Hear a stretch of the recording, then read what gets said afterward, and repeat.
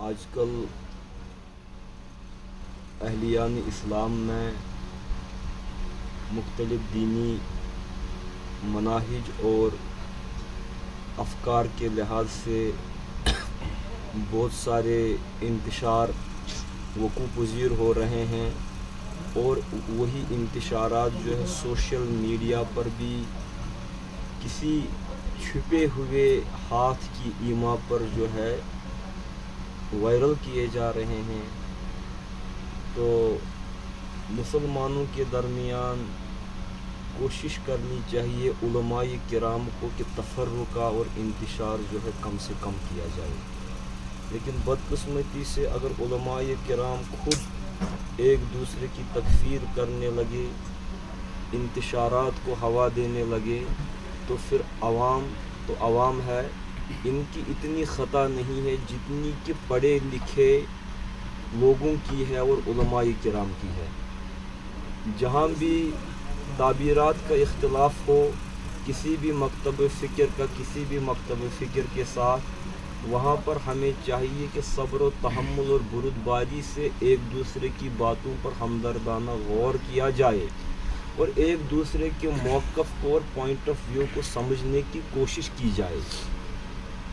اور گالم گلوچ، تضحیک اور ایک دوسرے پر کیچڑ اچھالنا یہ کسی بھی طرح سے جو ہے نہ علماء کرام کو ہی زیب دیتا ہے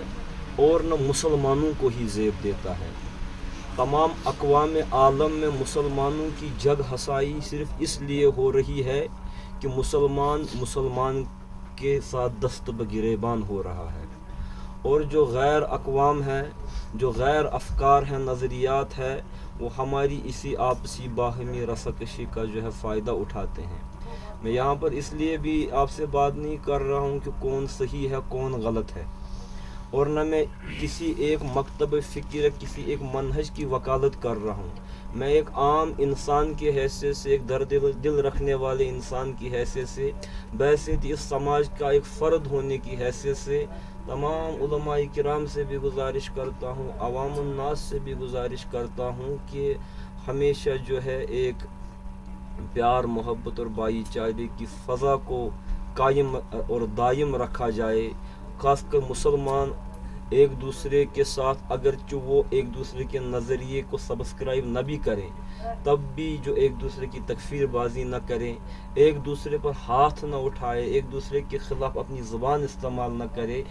کیونکہ جناب نبی اکرم صلی اللہ علیہ وسلم نے فرمایا ہے المسلم من سلم المسلمون من لسانہ و یدہ، مسلمان وہی ہے جس کے زبان اور ہاتھ کے شر سے دوسرا مسلمان محفوظ رہے۔ میری یہ کچھ کنایتاً اور اشارتاً بھی باتیں ہیں، یہ درد دل ہے تمام عوام الناس کے لیے بھی اور علماء کرام کے لیے بھی، دانشور حضرات کے لیے بھی، ایک ہوں مسلم حرم کی پاسبانی کے لیے، نیل کے ساحل سے لے کر تاب خاک کاشگر، ہمیں چاہیے کہ ہم صبر و تحمل کا مظاہرہ کریں۔ والسلام علیکم ورحمۃ اللہ۔